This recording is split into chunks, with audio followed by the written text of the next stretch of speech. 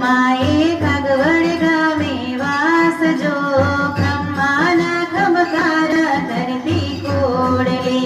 કીધો માએ કાગવડ ગામે વાસજો, બ્રહ્માના ખબકાર કરતી કોડલે.